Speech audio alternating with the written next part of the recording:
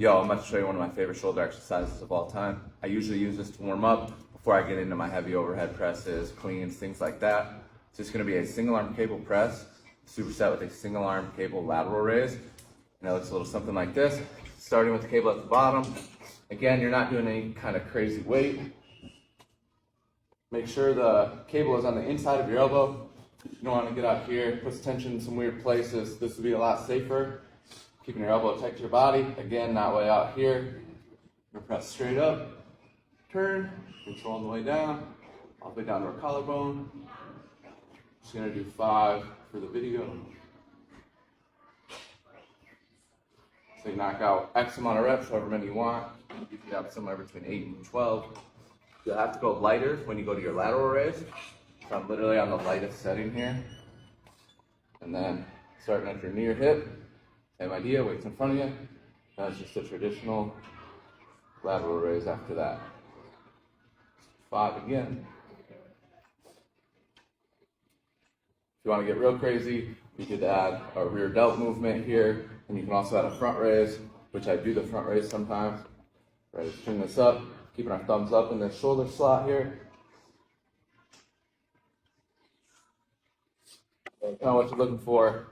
This is an absolute burner, especially if you do this for a few sets, and it gets you really primed and ready for your workout. Yo, what's up guys? This is my favorite version of a lateral raise. I have literally the lightest band you can find in the gym. This doesn't need to be heavy.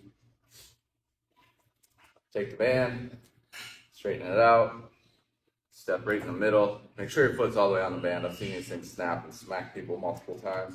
So just be responsible when you're setting it up.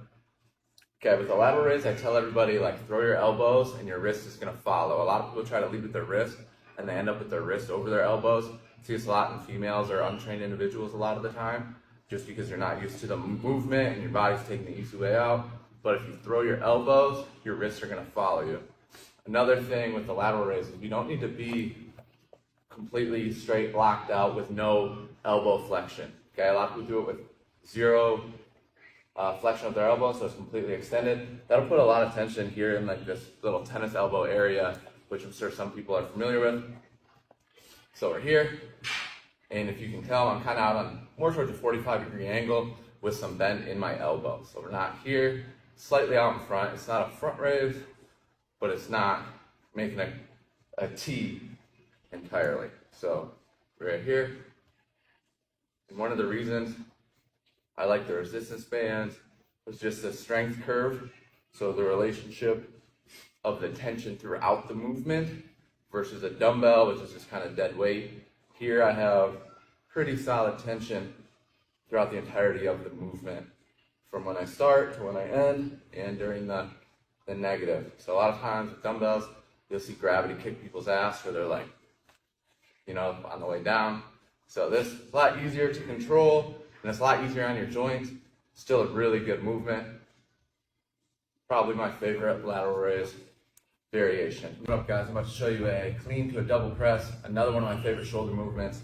This one is complex, okay? This is a multi-joint movement, so this is something that if you're a beginner and you're not familiar with, definitely don't do it. I would suggest starting out with a band or a broomstick or something just to kind of get the movement down, because again, it is a multi-joint movement. You're going to target your shoulders, but you're going to use a little bit of everything. You're going to use your legs, forearm, biceps, and so on. So a lot of your core to do some bracing. But again, I'm going to do this without the bar. Essentially the movement, we're slightly hinged at our hips here. The bar is going to start just at our knees.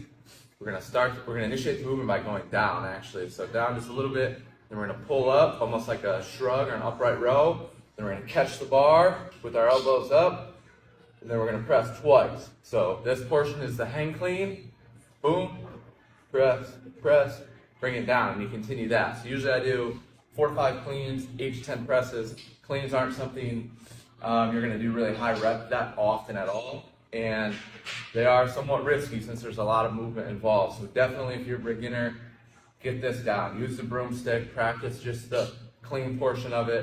I can go in a lot more detail if anybody wants to know. Like beginners starting out, I can help you a lot more. It's hard to teach just over a video. I'd have to watch you, critique you, and go from there. One thing I will say is that you want to keep the bar close to your body. A lot of people try to swing the bar out and catch out here, It's an upright row, super close to your body, and then a drop catch and 2 presses. That's enough talking. I'm going to bust out some reps. Let me know what you think. Grip-wise, as you take my thumb right where the knurling starts. Here. 1, 2. In a perfect world, I'd be catching a little bit higher with my elbows up. That's better.